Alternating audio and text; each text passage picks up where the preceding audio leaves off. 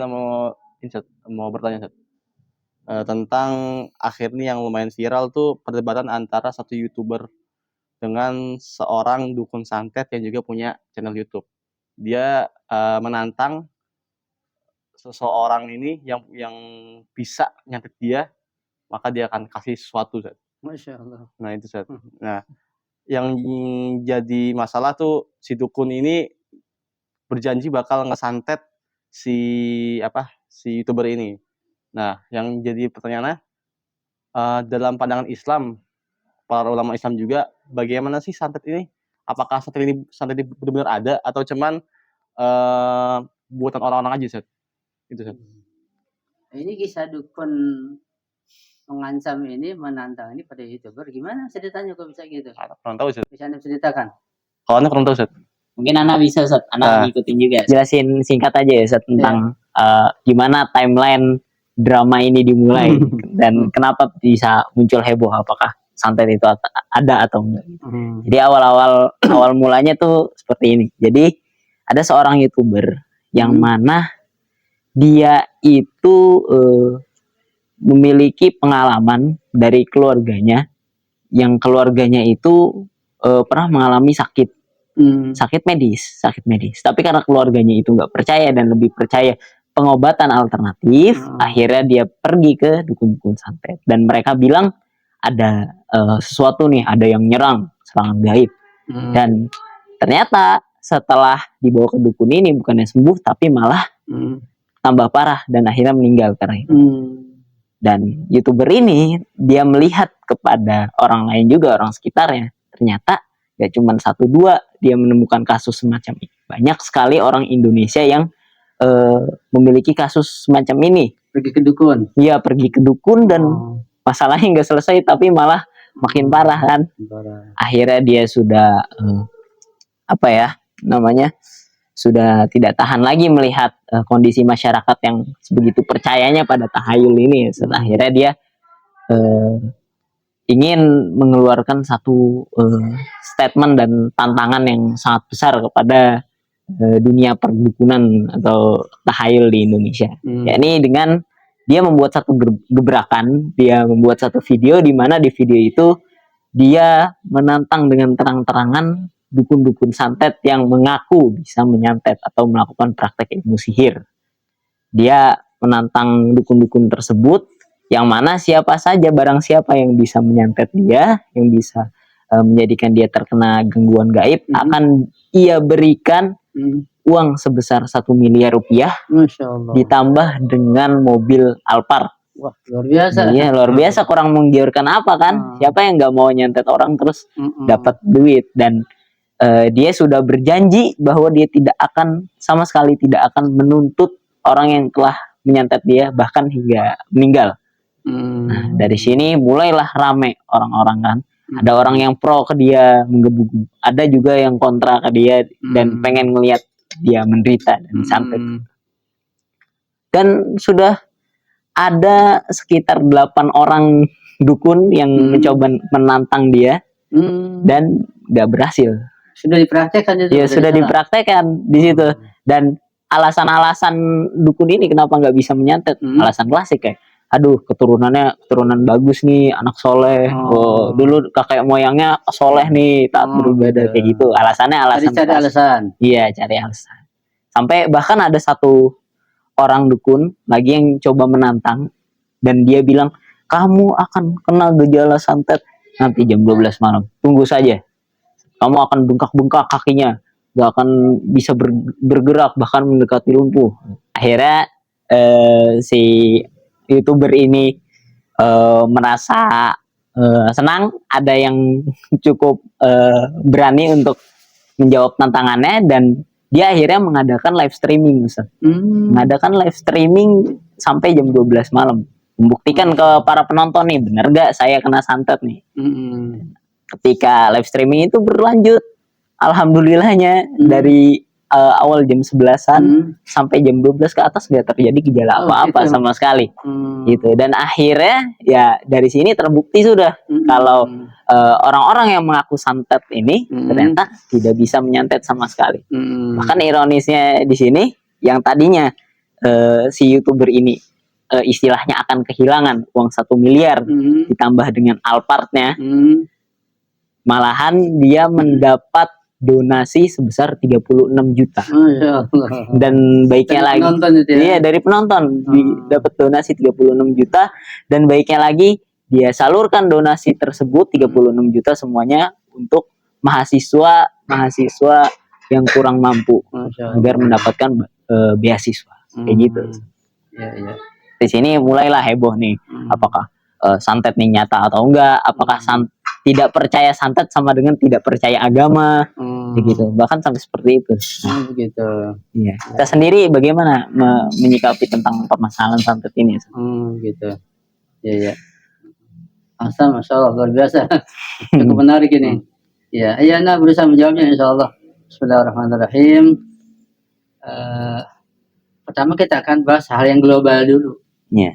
Setelah global itu jelas, kita sepakati, maka berlanjut. Ketika yang global belum jelas atau nggak disepakati, akan bubar diskusinya, gitu. Pertama mengenai masalah santet ya. Santet bahasa Arabnya sihir ya, sihir, santet atau apalagi guna-guna, apalagi tenung ya, bahasanya sihir. Kalau kita melihat Al-Quran, juga melihat sejarah, juga melihat hadis-hadis Nabi, itu jelas ada. Mungkin contoh yang sederhana adalah bahwa kita disuruh berlindung oleh Allah lewat lisan Rasulullah kepada kejahatan jin dan manusia. Begitu. Surat apa? Surat Al-Falaq, surat An-Nas. Jelas. Qul a'udzu birabbil falaq min syarri ma khalaq wa min syarri ghasiqin idza waqab. Masih jelas nih, wa min syarrin nafasat. Ini dukun nih. Misalnya nafasat atau yang menimbul itu tali fil uqad menimpa tali. Misalnya hasilin hasilin jelas. Ini ayat berkaitan masalah menyinggung kedukunan santet.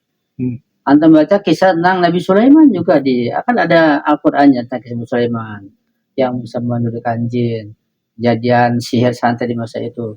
Ala kulli hal, bahkan juga ada hadis-hadis di ahli sunnah yang bahwa Nabi pernah disihir juga kan, Nabi pernah disantet.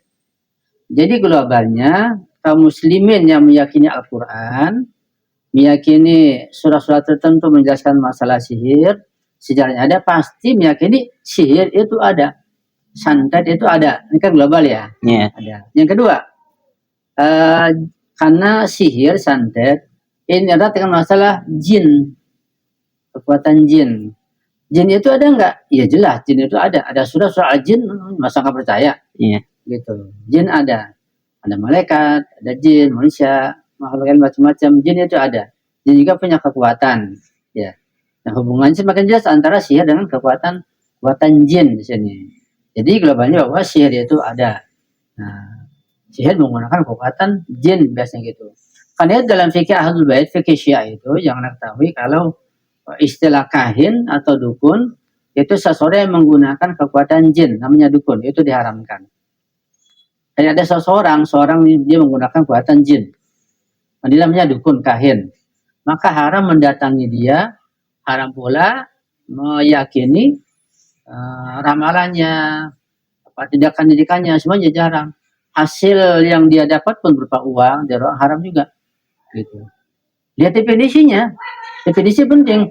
Bukan dukun itu harus pakai kayak songko, pakai belangkon, ada dupa, serem, kumisnya panjang. Enggak begitu. Jadi dukun juga bisa jadi pakai dasi, rapi gitu, pakai gamis, pakai sorban, hafal Quran. Bisa. Jadi melihat definisi itu jangan lahirianya, jangan materianya. Dukun yaitu seseorang yang menggunakan tenaga jin. Siapapun, mau kecil, mau besar, mau ulama, mau hafal Quran, mau hafal Quran, mau di desa, mau di gunung, mau di goa, mau di hotel, mau di istana. Kalau kerjanya itu menggunakan jin, namanya dukun. Definisi penting itu ya, anda pahami. Itu dukun. Jadi sihir itu ada dan terjadi di setiap negara, utamanya di Indonesia karena memang dulu warisan agama Buddha Hindu yang banyak menggunakan tenaga jin, sehingga masalah-masalah mistik itu sangat kental sampai hari ini, kental Indonesia masalah mistik. Kalau misalnya sihir atau santet nggak mempan pada seorang, bukan berarti nggak ada. Jadi ketidakmempanan bukan ketiadaan, itu karena faktor yang lain. Bisa jadi sebabnya ketika seorang dukun ini, ya, dia betul-betul khidmat pada jin, apapun yang diminta dilaksanakan, jin akan membantu. Tapi kalau sudah melenceng niatnya karena 1 miliar itu, karena apa itu, berarti dukun ini sudah musyrik. Musyrik dalam mata jin. Oh, dia bukan karena uang, bukan karena aku, kata jin, aku nggak bantu. Jadi nggak mempan gitu. Itu satu faktor juga. Sisi lain juga orang yang mentalnya kuat nggak akan terkena sihir. Mental bukan iman. Beda antara iman dengan mental. Kayak di orang barat atau di Iran lah. Apa ada di orang kesurupan? Selama Anda belajar di Iran, Anda nggak pernah lihat orang kesurupan. Tapi di Indonesia, jangankan Anda lihat sendiri, ya ibu-ibu yang kesurupan. Anda lihat sendiri, Anda pun bantu ngebantu juga kesurupan. Jin betul-betul. Bahkan ada orang kesurupan di Penang itu yang menyaksikan, dia nggak bisa bahasa Arab, kesurupan bisa bahasa Arab. Jadi jin itu ada. Seperti itu jelas-jelasan.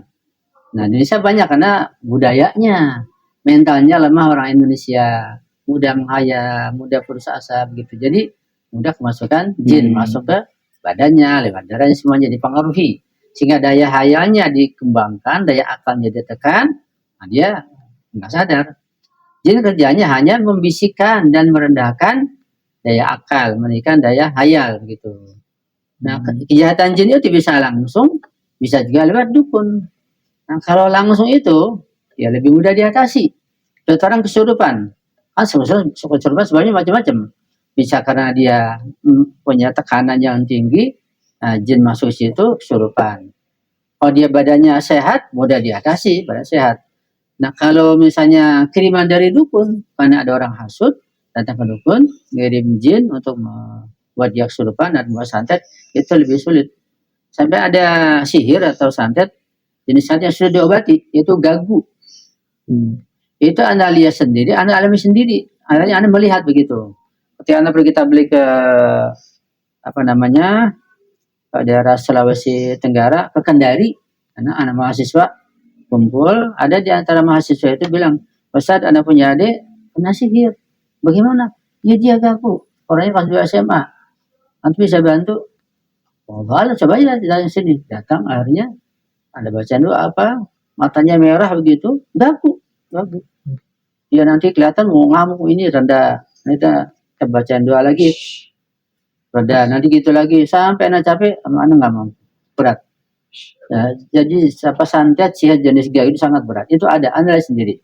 Juga ada yang lain yang juga pengalaman jelas ada sihir. Jadi sihir itu santet jelas ada. Ya itu kerjaan daripada jin. Jadi santet itu sihir nggak bisa dilepas daripada kekuatan jin. Gitu. Ya. Ada orang ini kenapa nggak mempan? Ada beberapa faktor. Di antaranya mentalnya kuat. Mental bisa bagian dari keimanan. Nah, karena jin itu lemah. Inna kaidah syaitani kana dha'ifa. Tipu daya setan lemah. Tapi kalau untuk wanita julaya, inna kaidakunna azim, masyaallah. Ketika menggoda antum iblis setan itu bisik-bisikan saja, ya ringan. Paling datang antum sendirian di hotel, wanita cantik bagaimana? Lalu antum berat. Inna kaidakunna azim. Nah, tipu daya setan itu termasuk santet. Kalau orang mentalnya kuat, imannya kuat, nggak akan terpengaruh. Makanya di Iran tuh orang mentalnya kuat nggak ada kesurupan. Tapi Indonesia kesurupan di mana-mana ada. Kesurupan rombongan satu kelas, ya Allah. Satu kelas. Mentalnya masalah mental. Jadi sekedar Islam aja nggak cukup. Bacaan nggak cukup, perlu adanya mental. Ya. Lihat orang Iran berapa ada yang kesurupan. Anda nggak pernah belajar di Iran sampai selesai nggak ada yang kesurupan. Bukan hanya jarang, nggak ada, Anda nggak nemuin masalah mental. Kemudian masalah sihir ini, yang di situ kerja sosialnya jin, ya. Jin punya kelebihan, kita nggak bisa melihat jin melihat kita. Memang ada orang tertentu katanya bisa melihat jin, ya, benar bisa dihayalkan, itu ada pembahasan tersendiri. Ala kulli hal, kalau melihat surat jin itu, orang lain minta bantu kepada jin akan disesatkan. Lihat berapa Anda juga lupa ayatnya itu dikatakan wa annahu kana rijalun minal insi ya'udzuna birijalin minal jinni fazaduhum rahaqa. Sebagian dari orang-orang manusia minta bantuan minta perlindungan kepada bangsa jin. Fajadu rafa, akan disesatkan. Jadi kelihatannya mereka gayanya mengistikhdam jin, mendudukkan jin, tapi nyata sebaliknya mereka malah diistikhdam, diperbudak oleh jin. Potong kambing ini, ayam hitam, macam-macam diperbudak. Itu. Fajadu rafa, dan akan disesatkan. Memang dulu sebelum diutusan Nabi dijelaskan bahwa biasa mereka jin itu istiraqus sama, mencuri informasi dari langit. Pas Nabi datang itu tertutup, mereka dilempar oleh meteor. Tapi masih ada sisa-sisa pengetahuan yang mereka wariskan, dan yang mereka tahu kejadian akan datang. Jadi punya pengetahuan begitu. Nah kalau di kita artinya di Ahlul Bait di Syiah itu beda dalam menghadapi sihir dan santet dibanding ahli sunnah. Ini penting ini dong Anda pahami. Di mana bedanya? Ya, karena di kita itu meyakini adanya imam zaman, ada imam maksum setelah Rasulullah. Nah kalau di ahli sunnah mereka tidak meyakini berlanjutan risalah setelah Rasulullah yang diimam oleh para imam maksum. Karena setelah Rasulullah wafat, risalah ini oleh Abu Bakar, Umar dan seterusnya. Nanti berikutnya ke imam 12 baru percaya. Ada luang begitu. Selama Rasulullah wafat, ada luang kosong ini sampai menjelang kiamat, katanya nanti baru imam zaman, imam ke-12, Imam Mahdi lahir baru dipercaya. Nah kalau kita Ahlul Bait itu sejak Rasulullah wafat, kemudian disalahkan, dibawa oleh siapa? Dilanjutkan oleh Imam Ali, Imam Hasan, Imam Hussein, Imam saja terus sampai ke Imam Mahdi. Indonesia ketemu di Imam Mahdi begitu. Mereka kosong. Di kita ini punya kekuatan yang luar biasa, meyakini adanya Imam Maksum. Nah Imam Maksum ini punya kekuatan jauh lebih hebat, jauh lebih tinggi daripada jin. Kenapa harus ke jin? Sebab kekuatan Imam Maksum ada Al-Qur'annya bukan. Ada hadis-hadisnya, ada kenyataannya, kekuatan manawiyah. Itu untuk mengenai kekuatan itu perlu kita mempelajari kekuatan ruh. Di filsafat dibahas juga, ya. Dan bahkan bahas masalah ruh itu sendiri di ahli sunnah buntu. Di Ahlul Bait ada falsafahnya sehingga terus berkembang. Kalau kita mengatakan wa ma utitu min al-ilmi illa qalila, ilmu tentang itu sedikit aku berikan, tapi kalau di Ahlul Bait tidak mencegah untuk menggali kekuatan ruh. Karena inti kehidupan, inti kekuatan ada pada ruh. Fisik itu tidak punya kekuatan secara mandiri. Ruh punya kekuatan al-quwatul aqliyah, kekuatan berpikir, al-quwatul ghadabiyah, kekuatan emosional, al-quwatul syahwiyah, kekuatan syahwat, al-quwatul khayaliyah, kekuatan khayal. Ini kalau dibahas ini ya panjang, nggak bisa satu pertemuan. Itu kekuatan ruh. Sehingga ruh manusia itu ketika kuat, maka nanti akan mencapai pada tingkatan fi ahsani taqwim. Ya bukan saja fisik ini, tapi ruhnya itu karena mengembangkan fitrahnya, akalnya, pengetahuannya sehingga menjadi manusia sempurna. Itu kehebatan manusia. Nah kalau manusia bisa mengalahkan jin dan malaikat, manusia biasa, apalagi langsung. Jadi kenapa ke dukun? Orang yang sangat lemah lah yang nggak paham ke dukun. Kenapa mereka nggak paham? Kembali pada ulamanya. Di kita nggak ada yang ke dukun kan? Enggak, bukan ulama kita jelas skema langsung. Dan juga ada falsafahnya, jelas. Orang Wahabi tambah mahrum lagi mereka nggak paham tentang kematian, kuasa kematian, tentang hadis mereka nggak paham. Sehingga dikit-dikit musyrik, dikit-dikit bid'ah. Buntu sekali, jadi picik sekali. Nah kita alhamdulillah kita kembangkan. Antum masih harus belajar terus supaya betul-betul punya wawasan yang luas. Nanti datang ke bagian tentaman yang luar biasa. Karena ilmu pengetahuan. Nah, jadi kembali pada masalah jin tadi itu, jin sangat lemah. Dan bahkan macam-macamnya nggak bisa habis ini panjang. Bahkan yang menyertai kita itu malaikat. Kalau orang baik, jin itu nggak ada. Satu contoh, Anda baca di riwayat di buku Jami'us Sa'adat. Contoh saja ya. Hadisnya banyak sekali. Contoh banyak, hadis banyak. Ini contoh saja. Ketika makanan dihidangkan, silakan. Kita siap mau makan. Itu yang hadir datang duluan malaikat yang datang. Kumpul. Menyaksikan. Ketika kita makan, bismillahirrahmanirrahim, kita makan. Kata malaikat, setan-setan nyingkir kalian. Ini makan, baca bismillah. Jangan campur tangan, jangan ikut campur. Malaikat dulu. Tapi kalau dihidangkan makanan, orang musyrik, kafir, ahli maksiat, orang munafik, kumpul mau makan. Mereka langsung makan, nggak baca bismillah. Mereka tinggal setan, silakan. Begitu. Apakah makan semua masalah makan? Enggak. Masalah bergaul, masalah ngobrol, masalah sampai masalah hubungan suami istri juga ada hadisnya. Hubungan suami istri itu kalau nggak baca bismillah setan yang campur. Dan nanti anaknya begitu. Banyak lah ini kalau diceritakan nggak habis-habis. Iya. Jadi globally bahwa santet sihir itu ada dan dia punya peranan untuk menyesatkan manusia, bahkan bisa memasukkan sesuatu benda ke dalam perut untuk kemampuan jin, ya jin dari bangsa setan dari bangsa jin itu, dan punya, tapi jelas manusia lebih kuat, lebih hebat. Satu contoh katakanlah ketika Nabi Sulaiman mengumpulkan para juridnya. Nabi Sulaiman punya prajurit jin yang nggak sedikit, yang hebat, kalau bisa menyelam ke lautan ambil mutiara. Nabi Sulaiman, Quran bisa antum baca. Nabi Sulaiman mengumpulkan, kemudian dia berkata, karena waktu itu sudah ditantang oleh Ratu Balqis dengan pasukan yang kuat kan. Nabi Sulaiman, siapakah di antara kalian, baik para prajuritku, jin dan manusia, yang mampu memindahkan tahta Balqis? Dari mana? Dari Yaman dari Sabah ke mana? Palestina. Berapa kilo itu? Tahta Balqis dimindahkan. Kata waqala ifritun minal jin. Jadi dia berkata, ana atika qablan taquma min maqami. Wahai Sulaiman, aku mampu mendatangkan tahta Balqis sebelum engkau bangun, sebelum bisa datang. Luar biasa hebatnya jin. Kata orang soleh, wasiat Nabi Sulaiman, dia mengatakan, tidak begitu, wahai Sulaiman, ana atika qabla an yartadda ilaika tarfuk. Aku mampu mendatangkan sebelum engkau memejamkan mata. Hebat mana jin sama manusia? Manusia. Hebat manusia. Bakal orang itu, wahai Sulaiman, disebut dikatakan, indahu ilmun minal kitab. Memiliki sebagian dari Alkitab.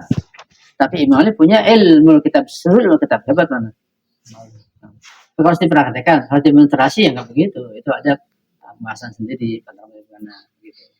Jadi singkatnya, jin itu ada, sihir itu mengandung ada masalah jin, nah, sihir, santet itu ada, dan orang itu bisa nggak kena santet, nggak kena sihir, tergantung mentalnya, bahkan keimanannya, bahkan akan terbalik dengan doa-doa, baca kursi, baca al-falaq, anas, bahkan bisa menolong orang. Kalau mau belajar cara-cara itu, cara transfer tenaga dalam, cara pengobatan, modus kesurupan, Anda bisa ajarkan. Karena kesurupan itu pada dasarnya itu daya akan direndahkan. Jika orang kesurupan nih, atau tempelem gitu, dia akan sadar. Cuma nggak boleh. Nanti setelah dia sadar dia sakit. Pakai cara yang halus, dipijit apanya kakinya, dia sadarnya pelan-pelan nggak merusak. Antum siram coba, antum siram. Dia sadar. Lagi kesurupan gimana gitu ngaco, siram aja. Sadar. Nah, itu untuk menghentakkan, mengagetkan sarafnya supaya kerja. Tapi itu nggak boleh cara gitu. Kalau boleh ya laksanakan. Pakai cara pijit, pakai cara apa, pelan-pelan gitu. Ada cara-cara. Atau boleh Anda ajarkan. Anda pernah ngobatin juga masalahnya, cara seperti itu. Itu perlu sebagai seorang mubalik, tidak hanya sekedar modal ilmu saja, tapi perlu pengalaman. Insya Allah. Itu bisa Anda jawab barangkali. Ada yang perlu Anda tanyakan lagi? Ada kekurangan? Enggak usah. Ya. Keren, Ustaz.